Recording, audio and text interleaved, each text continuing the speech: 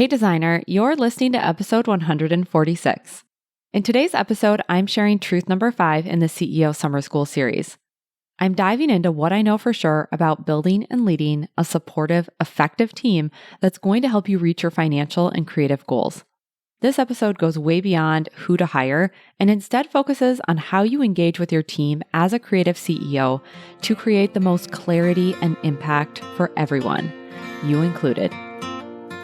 Welcome to the Interior Design Business CEO, the only show for designers who are ready to confidently run and grow their businesses without the stress and anxiety. If you're ready to develop a bigger vision for your interior design business, free up your time, and streamline your days for productivity and profit, you're in the right place. I'm Desi Cresswell, an award-winning interior designer and certified life and business coach. I help interior designers just like you stop feeling overwhelmed so they can build profitable businesses they love to run. Are you ready to confidently lead your business, clients, and projects? Let's go. Hello, designer. Welcome back to the podcast. I'm really excited for today's episode. I'm sharing another truth in the CEO Summer School series, and this one is all about building a strong team that really supports you as a CEO and the internal shift that is going to help you step into a new level of self-concept as a leader. And honestly, it's one of my favorite things to do with my clients because we hire people to help us achieve our goals and our dreams and our business. And often we're not using them as effectively as we possibly could. Not that these people that we bring onto our team are cogs in the machine, but they're absolutely resources that we invest in. And what I'm going to share today is a really important shift in how you think about your leadership and how you engage with your team members, whether that is full-time employees, part-time employees, or outsourced contractors. This is another episode in the CEO Summer School series. And of course, if you haven't signed up yet, feel free to go over to desicresswell.com/resources. You'll find the link to opt in to get the bonus content along with lots of other free resources that you can use as you grow your business. What I want to talk about today in this truth is a really important piece of scaling your team and scaling the business. And I think a lot of us, we can, agree that you are going to need to bring on team members and or outsource in some capacity in order to scale the business. I do believe it's possible to increase your revenue and take on larger projects and more profitable projects without increasing your team. But I do think there is a limit to that type of growth. What I mean by that is you can create efficiencies in your workflows, you can become better at scheduling and managing yourself with your time, increase fees, improve your marketing and client experience to align with higher fees. Maybe it's adjusting how you sell product. There are ways that you can grow without adding team, but I do think that there is eventually a point where you do need to bring on support. I think it's absolutely wonderful if you want to run your business as a solopreneur. That is great. Again, no right way. And also, I know so many of you want to have a team or want to increase the size of your team. And that's certainly the case for the types of clients that I work with because, it can be lonely and it can be nice to have some people in your business to bounce ideas off of and bring in their expertise and have them do things that maybe are your weak points. And what's also cool is just you can start to really accelerate the results you're already getting. The things that you're doing right in the business that are already working for you, you can take that and lean into it in a variety of ways once you have more hands on deck and more brains working on solving problems. And let's not forget, there are just simply some things that we don't like to do or feel like really drain us in our business. And so we can start to get those non-preferred tasks off our plate and give them to somebody who it is a preferred task. So I think there is so much value in the idea of the team and having adequate support or maybe even abundant support. Think about what that could even look like for you in your business. Not just even in growing your business, but in terms of the fulfillment you can gain from being a leader. That can be really powerful as well. If we go back to what CEO Summer School is focused on, and frankly, like this whole podcast, right? It's all about creating that thriving, profitable, and sustainable business. And being supported through building a team really is a big part of going to make that happen. And so we had to have a truth that pertains to this. And whether your team is part-time, full-time, contractors, I always want to be making sure that it is supporting you in a way that you need to be supported and helps you create the results and goals that align with your business vision. It's so much more, though, than just simply having a team or thinking about what is the first person I need to hire or who I need to bring on next. Yes, those are valid considerations and things to think through. And we also want to be really mindful of once this person is brought on to support you, how are you engaging with them to create the most impact for you and the business, and also support them in doing their best job? Which brings me to truth number 5. And what I know for sure is that true CEOs collaborate. They don't abdicate. Collaboration with those who support you is leadership. Because what this says to me when you are in a collaboration role, and I'll go into more about what I mean by that, you're recognizing that you are a key ingredient in creating the business's success and the results that you desire. Collaboration allows you to be the driver of the business and also have others who get where you're going and help you drive there. When I say collaborate, I want to make sure we're clear on this. I don't mean that your staff necessarily needs to get equal say in every single decision or that you have to take their opinion into consideration for every last little thing. Rather, this is about a dance of continuing to free yourself up for what you do best and what's going to be most impactful for the business, while staying actively invested in the people you hire and staying invested in what you have hired them to do for the business. What I see commonly is that when it's time to hire, whether it's for the first time or adding more team members, we as the CEOs can be approaching it looking for relief. Maybe there's some overwhelm, some confusion, or some stuckness present. And maybe we're thinking, oh, finally, I don't have to do that, right? Finally. Or someone else can deal with this. I don't want to look at it again. I hear that so often with things like accounting, bookkeeping, social media, marketing management, that kind of thing. Or just throw your hands in the air. Thank goodness they're here to help. That relief is real. Yes. Hiring means you have more hands and more expertise that you can leverage. So yes, you can totally be ecstatic that you don't have to enter those purchase orders anymore. Or maybe for you, it's that it feels incredible to have someone else managing your inbox, doing the initial filter on inquiries or sending out invoices to your clients, whatever it is. That's amazing. And we want to make sure once we put it in the hands of another person that we brought on to help us, we aren't thinking that we can just drop it on them and then run. Okay? Or just even turn a blind eye or just, kind of pretend that it doesn't exist anymore. Because we really do have to be careful in leadership as a designer CEO to avoid abdicating responsibility for those outcomes. And that sometimes could be consciously of we know we're having that thought of thank goodness that's done. I don't ever want to look at it. Or it could be unconsciously too. Let me give you some areas of contrast for you to start to wrap your head around what I mean by this. A big thing here is that, we can hire for expertise. And, we can honor that expertise that the other person has, see them as an expert in their field, and we can still ask questions when we don't understand. We can still poke holes around things that seem like they aren't making sense to us. We can get a better understanding. We can ask for clarity around their recommendation and why it's best for us. And we need to filter that through our own years of building expertise in our own business. So you can definitely hire experts and look to them for guidance and advice, and also be the expert in your own business. Another thing you could look at is just someone maybe takes a task or a project off your plate. That's a huge part of hiring is there's something that you no longer have to do.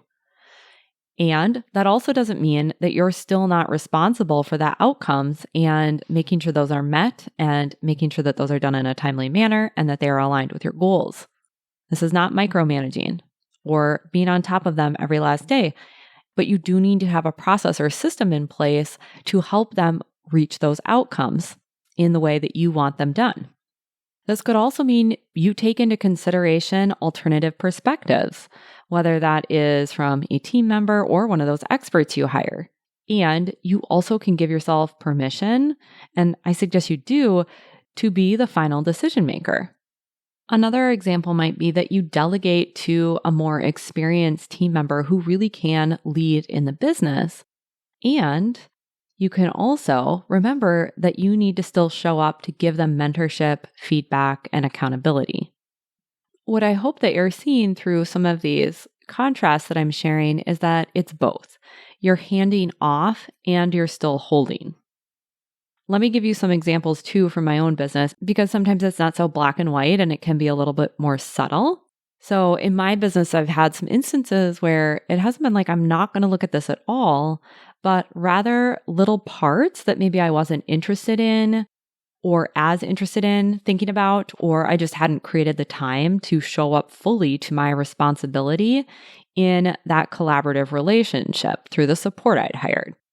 The first example I want to give you is along the lines of social media. So I don't know, this has been quite a while ago. I was posting very regularly on Instagram, and I had hired a company to help me build engagement and grow my audience so that more people would see the things that I was writing. And this was definitely a period of high levels of content creation, and I was relieved to have some help in terms of being on there in a way that I wasn't as interested in. Things like liking and commenting on posts to help the algorithm know, hey, other people should check this out. And I really kind of didn't check in after I gave them their initial intake form. In some ways, it was going fine. They were doing what they said they were going to do. My account was really growing. And then I started to realize like, oh, I should probably check in on this a little bit more. And, I had seen in one instance, they had used a fire emoji to comment on someone's post. And I mean, come on, I do not use the fire emoji. I don't know. Maybe that's super obvious to you. Maybe it's not. That's just like not one that I would use. So that just felt really off brand for me. And then there were things like, okay, well, the account's growing, but I don't think that these are the exact people that I want to have following me. They wouldn't be my ideal client. And taking their growth numbers kind of as a blanket, yes, we're succeeding versus diving into, yes, but are you succeeding in the way that I want you to succeed with this role that I've hired you for?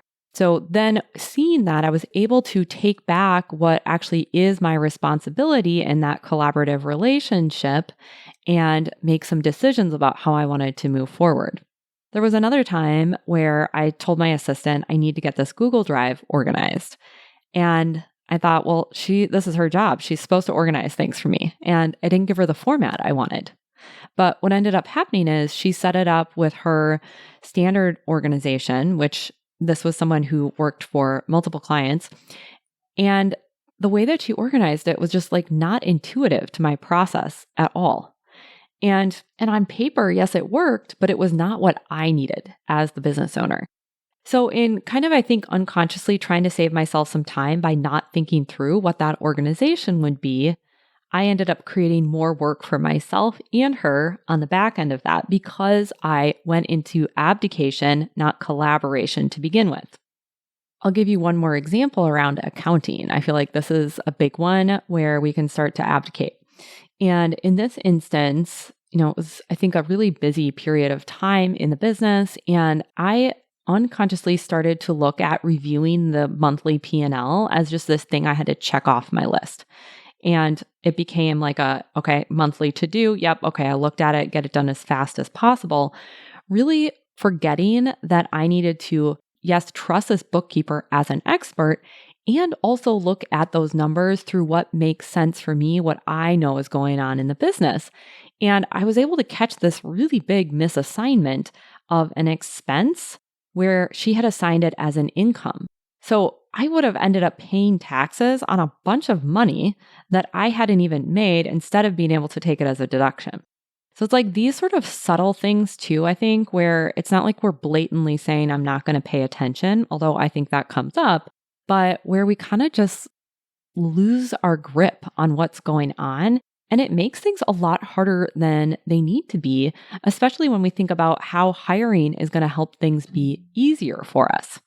When you don't remain engaged in a collaborative way, when you abdicate responsibility or hand over your role as a CEO, let me just talk about kind of what happens. I think you can see a little bit through my examples, but really you don't effectively utilize the resource of your team member and what they have to contribute, how they're using their time, what they're able to do in terms of results that contribute to the overall results of the business. It's not effective or efficient for anyone.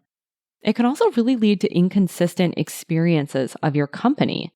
That fire emoji I gave you was a really tiny, kind of silly example, but it certainly can show up in bigger, broader ways. And we want to have our marketing and our messaging and the things that we're putting out into the world be really consistent for our clients, for our contractors, and for our audience that's going to create future leads. The other thing here is you just don't spot the mistakes or trends quickly. Sometimes things are happening where if you are not looking at metrics or checkpoints consistently and along the way, and you're just relying fully on other people to spot those, they don't always have the full context that you do. And so you do need to be able to have some sort of pulse where you can notice trends so that you aren't ending up spending more time, more effort, and possibly more money to course correct in the long run. And then I think the other thing here is when we abdicate responsibility, we get a less engaged and accountable team. The way I think about this is if I'm not being collaborative and engaged and showing up in my own responsibility as a CEO, as an example of what that looks like, why would they? You're just not going to be happy with the type of support that you have when you're setting that type of example. And honestly, your employees or contractors just are not going to be as fulfilled working with you or in their roles because they're not having the conditions to really create the most success for themselves in the position. And I think this is a good time to say that if there is somebody on your team or that you're outsourcing to who likes when you abdicate responsibility, and this, let me be clear, this is not you giving them some space to do what they need to do, right? But if you're not holding them accountable, if you are kind of lackadaisical about how you guide them, if somebody likes that, they're probably not the right person for your team because the right people who are going to help you get where you want to go are wanting to grow with you. They want to create their own internal upgrade, which is going to help create success for the firm as a whole. As much as I think sometimes we like to believe maybe we could set it and forget it when it comes to hiring, we really do need to have some levels of oversight. This is not micromanaging. And it's certainly not doing work you're paying someone else to do. It's not saying, well, I'll just do it myself. Please do not take that away from this episode. What it is being clear on your role as the CEO and really showing up for and stepping up to the plate for the responsibilities that you have to the company vision and goals, because no one is going to do it like you. It is being clear on your role as the CEO and upholding your responsibility to the vision that you have for yourself and those goals. Let me give you some ideas now of what it can look like day to day or bigger picture for you as the CEO being in that collaborator role. The number one piece here is the vision for the company. You do not want to hand this over to anyone else. I've had several clients where they've gone to their team members and asked for feedback and insights into what they're seeing and where they would like to see themselves go and where the company will grow in various meetings and retreats, and that's been so valuable. And you also are the one who gets to synthesize that, take what's meant for you and your priorities, and then create that North Star and hold it up for everybody else to look to. A big part of collaboration here too is giving your team clear, direct instructions. There is directness in collaboration with you as the boss. When you delegate opportunities, when you give them consistent feedback, everyone's clear on what the metrics are that are being measured, what milestones are being met, and why that's either happening or not happening. So that way you can figure out your next steps. Another piece here is understanding for yourself and then communicating to others what a good job is. This is how you know if the team member is performing to standards and achieving the results you hired them for. Remember, we don't hire people just to do things in our business. We hire them to help us create results. And a big part of this is understanding the role they're fulfilling. This does not mean you need to become an expert in every single area, but you want to know enough to know if they're doing a good job and then be clear about what a good job means to you. So important for you as the business owner to have a point of evaluation and understanding of if this person that you've brought in is a good investment. And it's so generous to your team member too, because they need to know how they're measuring up as well. Otherwise, there can just be so much miscommunication, resentment, frustration, and crossed wires. Collaboration also can look like a continuous exploration and deepening of who your ideal client is in and out, what it is that they want, and what it is they value out of a design firm and working with you specifically. This one is especially applicable for when you bring someone on for marketing.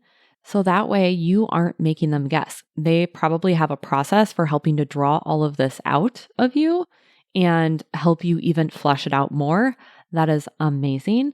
And you want to have your own internal filter to make sure that what they're bringing you matches what you want and how you see things. I want to give you 2 more ideas before we wrap up. Another big one here is collaboration means having values that you share with your team members.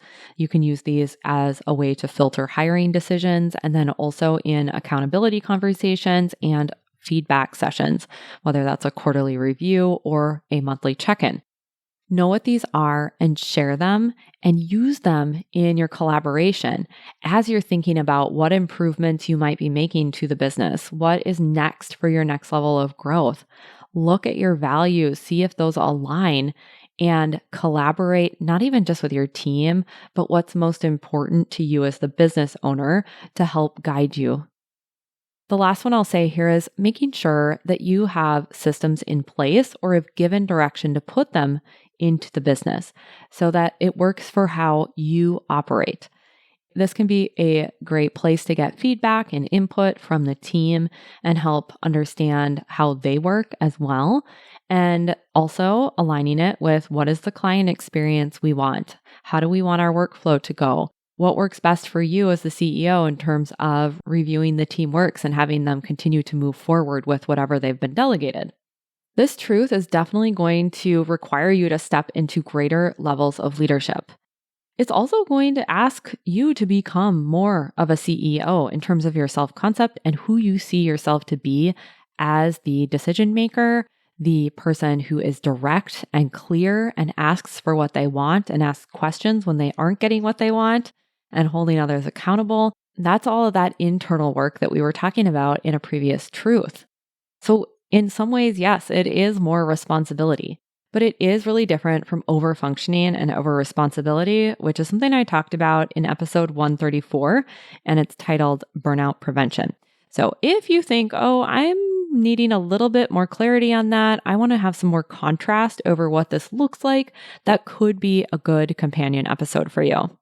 So that is truth number 5. CEOs collaborate, they don't abdicate. For those of you who are following along with CEO Summer School, make sure you check your inbox for reflection prompts to turn the ideas I shared here into actions. And if you haven't joined CEO Summer School, make sure you do that now at desiCresswell.com/resources. I also have to say, summer is just simply flying by and fall is going to be here before we know it.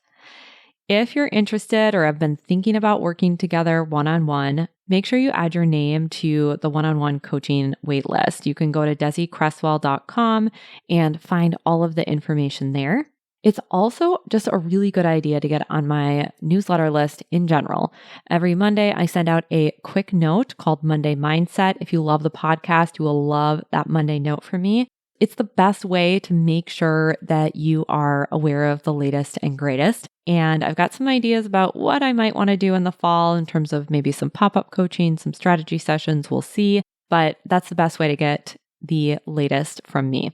You can find that sign up for Monday Mindset on desiCresswell.com/resources. That really is the place to find anything and everything that I mentioned here. I'll be back next week with a brand new episode. I have an interview for you and I'm pretty excited. It is Allison Hay, and she is a PR expert for interior designers. Allison and I had the pleasure of meeting at the Midwest Design Retreat, and I was just blown away with what she had to share. So I'm excited to bring her on the podcast and share all of her wisdom with you. Until next Wednesday, I'm wishing you a beautiful week. Thanks for joining me for this week's episode of the Interior Design Business CEO. If you want more tips, tools, and strategies, visit www.desiCresswell.com, where you'll get immediate access to a variety of free resources to help you take what you learn on the podcast and put it into action. And if you love what you're hearing, be sure to rate, review, and follow the show wherever you listen to podcasts to ensure you never miss an episode. I'll talk to you next week.